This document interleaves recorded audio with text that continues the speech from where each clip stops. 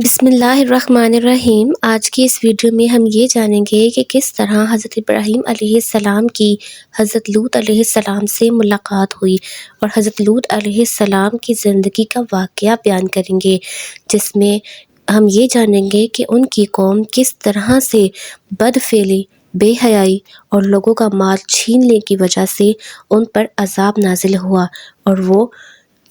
کس طرح سے اپنی قوم پہ عذاب آنے کے بعد حضرت ابراہیم علیہ السلام کے ساتھ ہو لیے اور ان کے ساتھ ہجرت فرمائی، اور حضرت ابراہیم علیہ السلام کی وفات کے بارے میں ہم جانیں گے، اور حضرت اسحاق علیہ السلام اور حضرت اسماعیل علیہ السلام کی گفتگو کے بارے میں بھی واقعہ بیان کریں گے۔ تو ویڈیو کو شروع کرنے سے پہلے سب سے پہلے آپ ہماری ویڈیو کو لائک کریں، شیئر کریں اور ہمارے چینل کو سبسکرائب لازمی کر دیجیے گا۔ اللہ تعالیٰ کے بھیجے ہوئے فرشتے جب حضرت ابراہیم علیہ السلام کے امور سے فارغ ہوئے تو ان فرشتوں نے شہرستان لوط کا قصدوار ارادہ کیا۔ حضرت ابراہیم ان فرشتوں سے کہا کہ میں بھی تمہارے ساتھ چلتا ہوں۔ وہ فرشتے بولے، اے ابراہیم، ہم لوگ تو اللہ کے بھیجے ہوئے ہیں اور اس شہر کے باشندوں کو ہلاک کرنے کے لیے جاتے ہیں، اور آپ ہمارے ساتھ نہ چلیں کیونکہ عذاب الہی کے دیکھنے کی طاقت تمہیں نہ ہوگی۔ حضرت ابراہیم نے کہا، خدا حافظ ہے، میں تو تمہارے عذاب الہی کو دیکھنے چلوں گا جو قوم لوط پر بھیجا گیا ہے۔ یہ کہتے ہی حضرت ابراہیم اپنے اونٹ پر سوار ہو کر ان فرشتوں کے ہمراہ چل دیے۔ جب تقریباً 1.5 کوس کے فاصلے پر جا پہنچے تو فرشتوں نے باادب عرض کی کہ اے ابراہیم، آپ یہیں ٹھہریں، آپ کے واسطے آگے جانے کا حکم قطعاً نہیں ہے۔ یہ سن کر حضرت ابراہیم فوراً اپنے اونٹ پر سے نیچے اتر آئے اور خدا کی عبادت میں مشغول ہو گئے، اور وہ فرشتے اس شہرستان میں قوم لوط کی اس جگہ پر جا پہنچے کہ جس جگہ میں حضرت ابراہیم نے فرمایا تھا کہ یہاں کے لوگ بد کردار اور بد فعل ہیں، کہ مردوں کے ساتھ مرد اور عورتوں کے ساتھ عورتیں فعل بد کی مرتکب ہوتی ہیں اور رہزنی سے لوگوں کا مال چھین لیتی ہیں، اور اسی وقت یہ بھی حضرت ابراہیم نے فرمایا تھا کہ جو لوگ اس فعل بد میں گرفتار ہیں ان پر غضب الہی آئے گا اور وہ سب کے سب ہلاک کر دیے جائیں گے، اور یہ چیز خداوند قدوس اپنے فیصلے میں طے کر چکا ہے کہ جو قوم سرکشی، ظلم و تعدی کرے گی اور خدا تعالیٰ کے احکاموں سے روگردانی کرے گی، اس پر ضرور غضب الہی نازل ہوگا اور اسی دنیا میں ہلاک کر دیے جائیں گے۔ چونکہ حضرت ابراہیم علیہ السلام اللہ تعالیٰ کے برگزیدہ پیغمبروں میں سے ہیں اور خداوند کریم اپنے پیغمبروں کی بات کبھی رائے گا اور مسترد نہیں کرتا، چنانچہ آپ نے جس چیز کی خبر اس قوم نے دی تھی وہ بہت جلد ان پر مسلط کر دی گئی، اور وہ لوگ ہمیشہ کے لیے اس صفحہ ہستی سے مٹا دیے گئے۔ چونکہ وہ فرشتے خدا کا حکم لے کر اس قوم لوط کی طرف بھیجے گئے تھے تو انہوں نے اللہ کے حکم سے ان شہروں کو سوائے ایک شہر جس کو سدوم کہتے ہیں اس کو محفوظ رکھا، اور باقی تمام شہرستان کو الٹ دیا۔ چونکہ سدوم کے رہنے والے اس فعل میں گرفتار نہیں تھے، اور جب انہوں نے ان 6 شہروں کے لوگوں کو دیکھا کہ یہ لوگ اپنی بدکرداریوں اور بدفعلیوں میں مبتلا ہیں تو ان لوگوں نے ان کے ساتھ اپنی شادی بیاہ وغیرہ بھی موقوف کر دیا۔ اس واسطے اللہ نے اہل سدوم کو ان پر فضیلت دی اور نجات بخشی، اور اس شہرستان کے باشندوں میں لاکھوں آدمی بڑے ہیکل اور جنگی تھے، سب کے سب ہلاک کر دیے گئے۔ الغرض وہ فرشتے جو اللہ کی طرف سے عذاب الہی لے کر آئے تھے وہ سب حضرت لوط کے گھر گئے اور ان کی بیٹیوں کو سلام کیا، اور ان کی بیٹیوں نے سلام کا جواب دیا۔ بعد میں حضرت جبرائیل نے ان سے کہا کہ کوئی آدمی اس شہر میں ایسا ہے کہ ہم مسافروں کو آج کی شب مہمان رکھے اور کھانا کھلائے؟ انہوں نے جواب دیا کہ سوائے ہمارے باپ کے اس شہر میں تو کوئی نہیں، آپ لوگ ذرا صبر کیجئے، وہ خدا کی عبادت سے فراغت پالیں تو البتہ وہ تمہاری کچھ خدمت ضرور کریں گے۔ جب حضرت لوط نے خدا کی عبادت سے فراغت پائی تو اپنے گھر کے دروازے پر دیکھا کہ 12 شخص صاحب جمال اور کم سن بال بنائے ہوئے اور کپڑے معطر پہنے ہوئے آئے ہیں۔ آپ ان کو دیکھ کر کچھ اندیشہ کرنے لگے کہ یہ مہمان تو صاحب جمال و کم سن، خدا نخواستہ اگر قوم کو معلوم ہو گیا تو یہ قوم ان کے مہمانوں کے ساتھ بدفعلی نہ کرنے لگے تو ہمارے لیے یہ بڑی ندامت اور شرمندگی کی بات ہوگی، اور میں بہت زیادہ رسوا ہو جاؤں گا، اور پھر لوگ مجھ کو بہت ذلیل کریں گے، جیسا کہ اللہ نے فرمایا ہے۔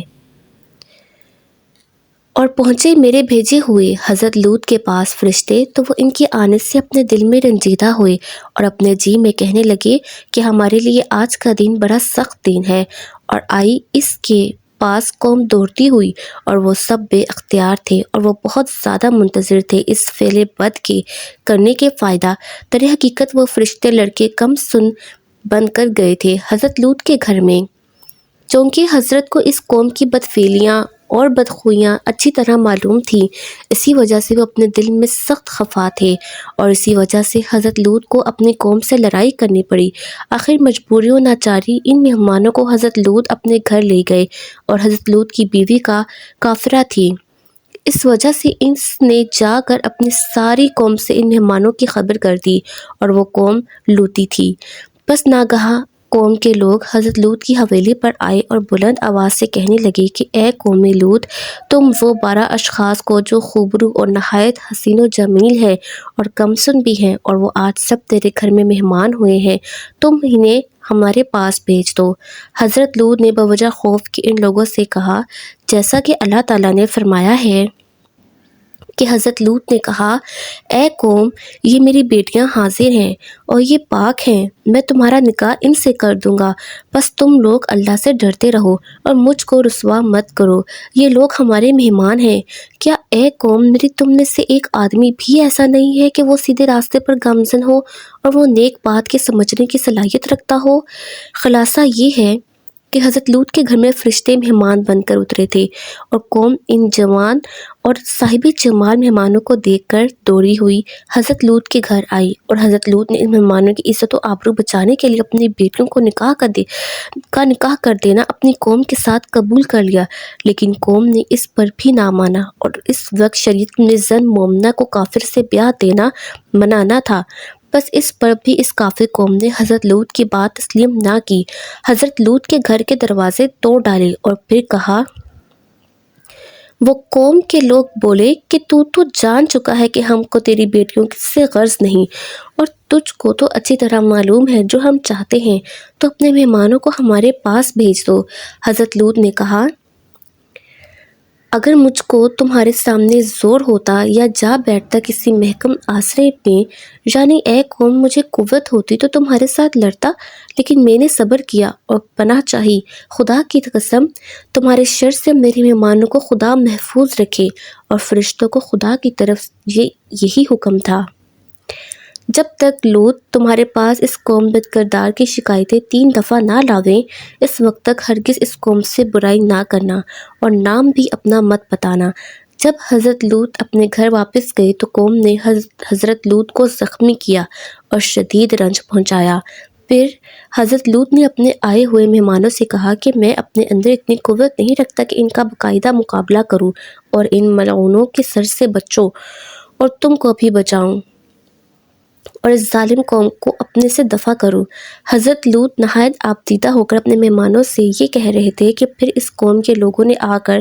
حضرت لوط پر بے ادبی سے ہاتھ چلایا، اور ناچار ہو کر حضرت لوط ان مہمانوں کے پاس طاقتی کی صورت میں آئے۔ جب 3 مرتبہ حضرت لوط نے اپنے مہمانوں سے اپنی قوم کی شکایتیں کیں اور پھر شدید آبدیدہ ہو گئے، یہ دیکھ کر مہمانوں نے کہا، اے لوط، ہم بھیجے ہوئے ہیں تیرے رب کے، اور یہ لوگ ہرگز نہ پہنچ سکیں گے تجھ تک، سو نکل اپنے گھر سے کچھ رات رہے، اور پھر تم میں سے کوئی شخص منہ موڑ کر بھی نہ دیکھے، مگر تیری عورت تو انہی میں سے ہے، اور جو عذاب الہی ساری قوم پر آئے گا وہی تمہاری بیوی پر بھی آئے گا، اور عذاب الہی کے آنے کا وقت اور وعدہ علی الصبح ہے۔ پھر مہمانوں نے حضرت لوط سے اچھی طرح ظاہر کر دیا کہ ہم لوگ سب اللہ کے بھیجے ہوئے فرشتے ہیں اور قوم لوط پر عذاب الہی لے کر آئے ہیں، اور ہم لوگ یہ بتا دینا چاہتے ہیں کہ آپ آج کی شب اس قوم سے بچ کر کسی محفوظ جگہ پر چلے جائیں جہاں اللہ کا حکم ہو، کیونکہ آج شب کو صبح کے وقت اس قوم پر عذاب الہی آئے گا۔ حضرت لوط علیہ السلام نے مزید معلومات کی صورت میں ان فرشتوں سے پوچھا کہ یہ عذاب الہی اول شب آئے گا یا آخر شب؟ اتنے میں وہ مردود بھی حضرت لوط کے گھر کو کھودنے لگے اور کہنے لگے، اے لوط، ابھی تک صبح نزدیک نہیں ہوئی، یعنی اے لوط، صبح ہو رہی ہے، مگر تم نے جو ہم سے کہا تھا اب تک کچھ نہ کیا، اور یہ کہتے ہی ان لوگوں نے چاہا کہ فرشتوں پر دست دراز ہوئیں۔ یہ کیفیت دیکھ کر حضرت جبرائیل نے کچھ معمولی سی حرکت کی اور بحکم خدا وہ فی الفور طمس ہو گئے، یعنی آنکھ، ناک، منہ ان کے یکساں ہو گئے، جیسا کہ حق سبحانہ تعالیٰ نے ارشاد فرمایا، اور تحقیق ارادہ کیا حضرت لوط کے مہمانوں پر دست درازی کا، تو کھودی ہم نے ان کی آنکھیں، اب چکھو عذاب میرے کو، اور پہنچو اس مصیبت کو جو تمہارے واسطے تیار کی گئی ہے۔ پھر اس کے بعد فوراً ہی ان پر شدید عذاب الہی نازل کیا گیا، اور وہ وقت بالکل صبح کا تھا، تاکہ اللہ تعالیٰ اپنے وعدہ پورا کر سکے اور مجرموں کے کردار کی سزا دے۔ بے شک نازل ہو ان پر عذاب صبح کے وقت، سو وہ بہت بڑا عذاب تھا، تاکہ تم کو معلوم ہو جائے میرا عذاب اور مصیبت۔ چنانچہ پہلا عذاب اس قوم پر یہ ہوا کہ نہ ان کی آنکھیں رہیں اور نہ ناک اور نہ منہ، واویلا کرنے لگے اور اسے غصے میں بولے کہ لوط نے اپنے گھر میں جادوگروں کو بلا رکھا ہے۔ پھر کہنے لگے، اے لوط، تو اپنے آئے ہوئے مہمانوں سے کہہ دے کہ وہ ہماری آنکھیں اچھی کر دے تو ہم ان پر بدفعلی سے توبہ کر لیں گے۔ یہ سن کر حضرت جبرائیل نے اپنا پر ان کے چہروں پر مل دیا، اسی وقت ان کی آنکھیں، ناک اور منہ بالکل درست ہو گئے۔ پھر جب وہ ٹھیک ہو گئے تو انہوں نے پھر ان فرشتوں پر دست درازی کا قصد کیا، تو اس مرتبہ ان کا تمام بدن خشک اور شل ہو گیا۔ پھر توبہ کی، پھر حضرت جبرائیل نے ان پر اپنا پر مارا تو وہ سب اچھے ہو گئے۔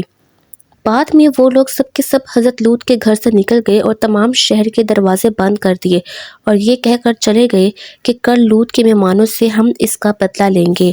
حضرت جبرائیل نے حضرت لوط سے عرض کی کہ تم اپنے اہل و عیال و اطفال کو لے کر اس شہر سے نکل جاؤ، کیونکہ ان مردوں نے پورے شہر کے دروازے بند کر دیے ہیں۔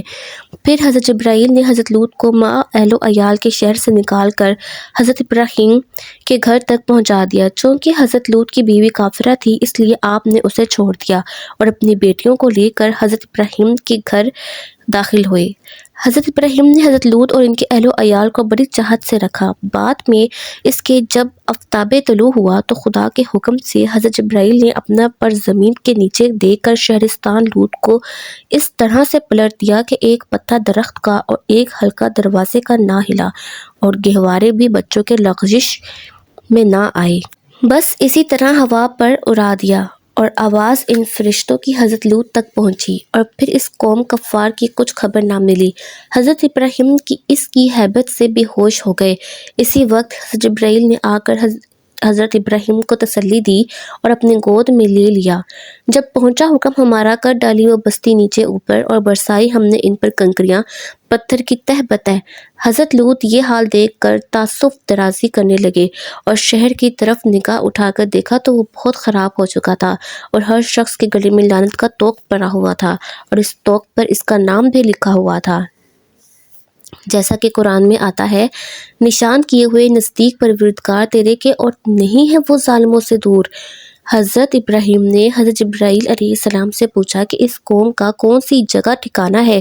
وہ بولے کہ ان لوگوں کا 7 طبق نیچے دوزخ حاویہ میں ٹھکانہ ہوگا، حشر کے دن حساب سے فارغ کر کے ان لوگوں کو دوزخ میں ڈال دیا جائے گا۔ اس بات کو سن کر حضرت ابراہیم پھر اپنے خدا کی عبادت میں مشغول ہو گئے۔ پس حضرت ابراہیم کے 4 بیٹے تھے، یعنی حضرت اسماعیل علیہ السلام بی بی ہاجرہ کے بطن سے، اور حضرت اسحاق علیہ السلام اور مدین اور مدائن بی بی سائرہ خاتون کے بطن سے تھے، اور حضرت اسماعیل علیہ السلام کے صرف 1 بیٹے تھے، لیکن توریت میں لکھا ہے کہ 12 بیٹے تھے۔ ایک بیٹے کی روایت زیادہ صحیح معلوم ہوتی ہے، ان کا نام کیدار تھا، اور ان کے جسم کی قدامت 40 گز لمبے، 7 گز موٹے اور چوڑے عرب کے سلطان تھے، اور تمام عرب ان کا مطیع اور فرما بردار تھا۔ اور حضرت اسحاق کے 2 بیٹے تھے، ایک کا نام ایس اور دوسرے کا نام یعقوب، اور مدین کے ایک بیٹے کا نام شعیب تھا، اور وہ مدین کے بیٹے عجم کے بادشاہ تھے۔ بس حضرت ابراہیم کی عمر 120 برس کی ہوئی تو آپ کو موت آئی، اور چونکہ حضرت ابراہیم موت سے ہر وقت ڈرتے تھے، اس لیے حق تعالیٰ نے چاہا کہ ان کی موت ان کی مرضی کے موافق کی جائے۔ ناگہاں ایک بوڑھا مہمان حضرت ابراہیم کے پاس بھیجا۔ حضرت ابراہیم علیہ السلام نے اسے کھانا لا دیا، مارے ضیف کے وہ کھانا نہ کھا سکا۔ تو پھر حضرت ابراہیم نے اس سے پوچھا کہ آپ کی عمر کیا ہوگی؟ تو اس نے جواب میں حضرت ابراہیم سے کہا کہا کہ میری عمر اس وقت تقریباً 120 سال کی ہے۔ یہ سن کر حضرت ابراہیم بہت افسوس کرنے لگے کہ مجھ کو بھی شاید اسی سن و سال میں یہ حال گزرے، ابھی تو میری عمر اس سے 10 سال کم ہے۔ تب آپ نے کہا یا الہی، میں اپنی عمر اس سے زیادہ نہیں چاہتا ہوں۔ اس کے بعد چاروں بیٹوں کو بلا کر وصیت کی، جیسا کہ اللہ نے ارشاد فرمایا کہ یہی وصیت کریں گے کہ حضرت ابراہیم علیہ السلام اپنے بیٹوں کو اور یعقوب کو، اے بیٹو، اللہ تعالیٰ نے تمام مخلوق میں سے تم کو چن کر اپنا دین دیا اور تم کبھی بھی غیر مسلم ہو کر نہ مرنا۔ اللہ تعالیٰ نے اس دین کو دین اسلام فرمایا اور یہ چیز میں نے تم کو سنا دی اور بتا دی۔ حضرت اسماعیل نے اپنے باپ حضرت ابراہیم علیہ السلام سے عرض کی کہ آپ کو خدا تعالیٰ نے کس کام کے سبب سے نبوت و خلافت سے سرفراز فرمایا؟ حضرت ابراہیم نے فرمایا کہ 3 سبب سے مجھے نبوت سے اللہ تعالیٰ نے نوازا۔ اول، میں نے کبھی بھی روزی کا غم نہیں کیا کہ میں کل کیا کھاؤں گا، اور دوسرا، بغیر مہمان کے کھانے کو نہیں کھایا، اور تیسرا یہ کہ جب کوئی کام دنیا اور آخرت کا آ پڑتا تو پہلے آخرت کا کام کرتا، پیچھے دنیا کا۔ یہ 3 کام کے سبب اللہ تعالیٰ نے مجھ کو خلافت و نبوت و کرامت بخشی۔ اس آیت کریمہ میں اللہ تعالیٰ نے فرمایا ہے کہ قولہ تعالی واتخذ اللہ ابراہیم خلیلا، اور اللہ تعالیٰ نے حضرت ابراہیم کو اپنا دوست بنا لیا۔ یہ وصیت کر کے اپنے بیٹوں کو حضرت ابراہیم نے انتقال فرمایا اور وہی مدفون ہوئے۔ بعد میں انتقال حضرت ابراہیم کے سب بیٹے اپنے اپنے مقام پر چلے گئے اور وہی سکونت اختیار کر لی۔ پھر حضرت اسماعیل نے حضرت اسحاق سے کہا کہ مجھے کچھ باپ کی شے سے حصہ دو تاکہ باپ کا نشان و تبرک ہمارے پاس بھی رہے۔ اس کے جواب میں حضرت اسحاق نے حضرت اسماعیل سے کہا کہ تم ہمارے برابر نہیں ہو، اس لیے محروم المیراث ہو اور تمہیں باپ کا حصہ نہیں ملے گا۔ اس بات کو سن کر حضرت اسماعیل علیہ السلام کچھ رنجیدہ ہوئے۔ اتنے میں حضرت جبرائیل علیہ السلام نے آ کر حضرت اسحاق کو کہا کہ تو حضرت اسماعیل علیہ السلام پر فوقیت مت کرو، کیونکہ حضرت اسماعیل علیہ السلام کی پشت سے حضرت محمد صلی اللہ علیہ وآلہ وسلم ہوں گے جو سید الانبیاء ہیں، اور پھر تمام مومن ان کی پشت سے ہوں گے، اور تمہاری پشت سے تمام جہود اور گمراہ پیدا ہوں گے، اور تمہاری اولاد کو ان کی اولاد ہمیشہ خوار رکھیں گی، اور بے نکاح لونڈیاں ان پر حلال ہوں گی، اور ان کی امت بہت کثیر تعداد میں ہوگی۔ اس بات کو سن کر حضرت اسحاق علیہ السلام اتنے روئے کہ ان کی آنکھوں میں چھالے پڑ گئے اور وہ اس رونے کی وجہ سے نابینا ہو گئے۔ اس بات کے 2 برس گزرنے کے بعد حضرت جبرائیل علیہ السلام نے آ کر کہا کہ اے اسحاق، میں تم کو خدا کی طرف سے بشارت دیتا ہوں کہ تیری پشت سے 4000 پیغمبر پیدا ہوں گے، اور ایک پیغمبر ان میں حضرت موسیٰ ہوگا جو خداوند کریم سے باتیں کرے گا، اور ان کا لقب بھی کلیم اللہ ہوگا، اور خدا چاہے تو تمہیں نابینا کرے یا ویسا ہی رکھے۔ اگر تم کو خداوند کریم نے نابینا رکھا تو قیامت میں آنکھیں کھلیں گی اور خدا تعالیٰ کا دیدار ہوگا۔ یہ سن لینے کے بعد حضرت اسحاق نے کہا کہ بس میں اپنی آنکھیں نہیں مانگتا، اور میں یہ خواہش رکھتا ہوں کہ اس کی عوض خداوند قدوس مجھ کو اپنا دیدار دکھائے۔ اور حضرت اسحاق کے 2 بیٹے تھے، ان کا نام ایس اور یعقوب تھا۔ جب یہ دونوں بڑے ہوئے تو حضرت اسحاق علیہ السلام نے انتقال فرمایا اور اپنے والد کی قبر کے پاس دفن ہوئے۔ یہ تھی میری آج کی ویڈیو۔ اللہ تعالیٰ ہم لوگوں کو، ہماری قوم کو بحیثیت مسلمان ہمیں بدفعلی نہ کرنے کی توفیق عطا فرمائے، اور جو فحاشی کے کاموں میں ہم لوگ پڑے ہوئے ہیں اور جو بدفعلی یا فحاشی کرتے ہیں، اللہ تعالیٰ ہم سب کو ہدایت عطا فرمائے اور ہمارے لیے راستے آسان فرمائے۔ اور ہمیں لوگوں کے مال کے اوپر بھی نظر نہیں رکھنی چاہیے، کیونکہ حضرت لوط علیہ السلام کی قوم 3 کام کرتی تھی۔ ایک بدفعلی کرتی تھی، دوسری فحاشی پھیلاتی تھی، اور تیسری لوگوں کا مال رہزنی سے چھینتی لیتی ہوتی تھی۔